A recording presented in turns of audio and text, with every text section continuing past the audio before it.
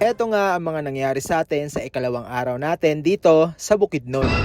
Kahit medyo pangit ang panahon ngayon dito, ulan-init, pero hala, sige, tuloy pa rin.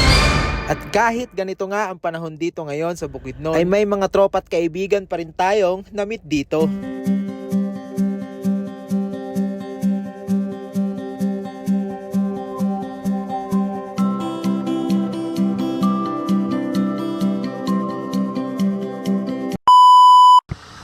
Set na tayo. Kalimut ko sir. Okay.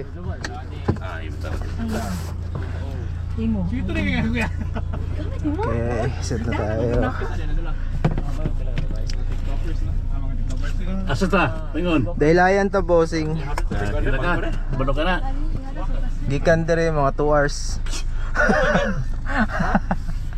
2 hours na po bro. Grabe yan eh. 2 hours na balik pa tayo. Maraming tag sa daguhan din.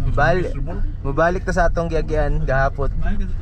Oo, pag-abot. Balik na punta sa atong giagyan. Balik na po nga. Di na ta mabutog kuan Cagayan. Ano nga po diyan?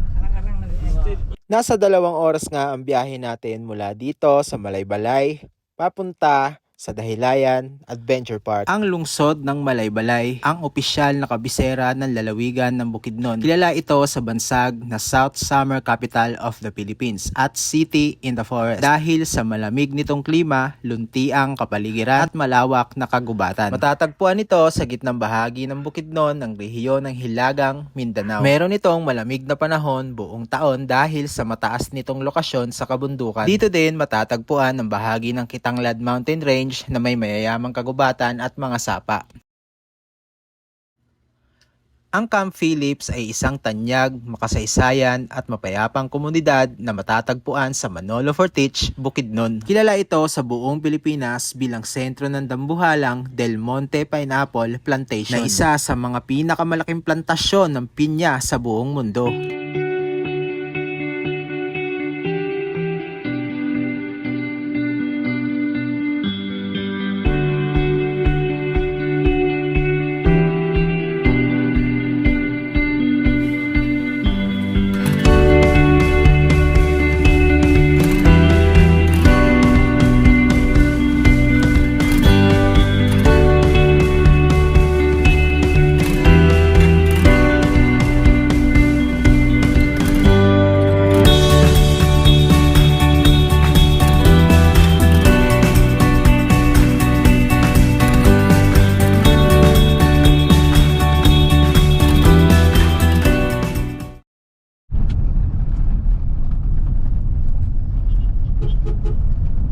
Ang kasunod na pangunahing destinasyon at sikat na lugar pagkatapos ng Camp Phillips kung itutuloy mo ang biyahe patimog sa kabundukan ay ang Barangay Dahilayan kung saan matatagpuan ang mga tanyag na eco-adventure parks ng Bukidnon. Ang kalsada papunta sa Dahilayan Adventure Park mula sa Camp Phillips ay isang 16.3 kilometrong akyatin na may magandang tanawin ngunit may mga bahaging rough road o lubak-lubak. Ang biyahe ay karaniwan tumatagal ng 20 hanggang 30 minutes depende sa iyong sasakyan at bilis ng pagmamaneho. Dahil ang Dahilayan ay nasa mataas na bahagi ng bundok o halos 4,500 talampakan above sea level, asahan ang mga matatarik na ahon at matatalas na kurbada. Pagdating mo sa bungad o entrada ng Dahilayan Adventure Park ay agad-agad mong makikita ang malaki at sikat na Dahilayan Adventure Park wooden sign sa tabi ng gate. Ito ang pangunahing spot kung saan nagpapakuhang muli ng patunay ang mga turista na nakarating sila sa parke.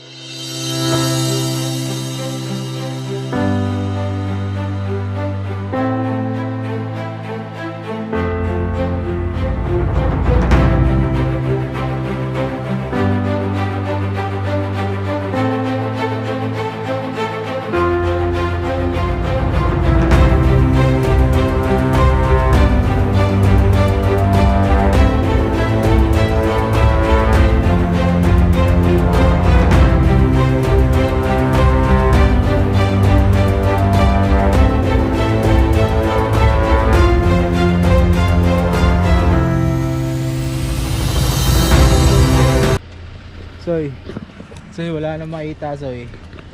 Ang kapal na ng pag dito. Alam mo naman yan, no? Tinan mo yung parking, tinan mo yung parking ah.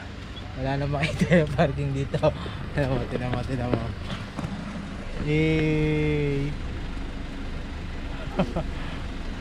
Alam yan, lapit na lang yan. Hindi mo makikita.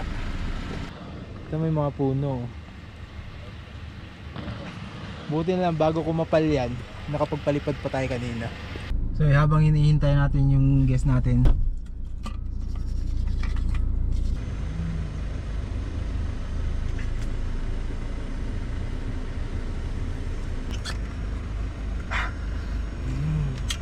mabango na ang ating hininga.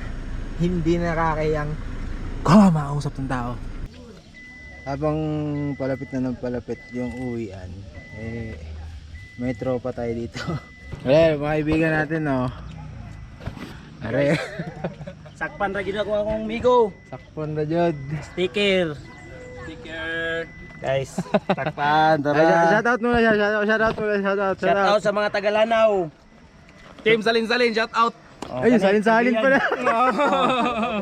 Salin-salin pa to eh. Ayan, mga tropa natin dito. Wala ko, wala tayong tropa dito ngayon. Meron pala. Maraming salamat po. Benz. Sa simula, nakakagulat kapag may ekstranghero na biglang tatawag sa pangalan mo o magbabanggit ng isang bagay tungkol sa buhay mo. Dito mo napagtanto na ang numero at views sa iyong screen ay mga totoong tao pala na may mukha at boses. Masarap sa pakiramdam kapag may lumalapit upang sabihing napanood ko yung video mo o salamat sa mga post mo, marami akong natutunan. Pakiramdam mo ay nagbunga ang lahat pagod mo sa paggawa ng content dahil alam mong may mga taong naapektuhan mo sa positibong paraan. Ang pakiramdam na ito ay nagbibigay din ng motivation na pagbutihin pa ang iyong ginagawa para hindi mo madismaya ang mga taong sumusuporta sa iyo. Maraming creators ang nakakahanap ng mga bagong kaibigan o malalim na koneksyon sa pamamagitan ng pakikipag-usap sa kanilang mga followers sa totoong buhay. Nasoy! Ganti namin. Ha? Salamat kayo ninyo. Salamat kayo. Sunod kita na to ha. Abot na ta. Salamat. Soy, amping mo ha. Salamat Soy.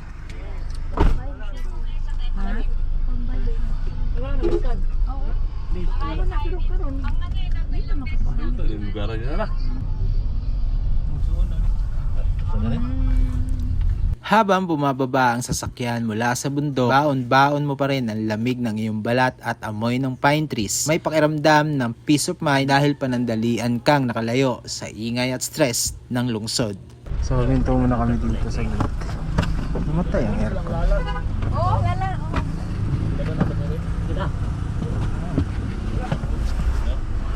Minto na muna kami saglit dito. Magpipicture daw sila.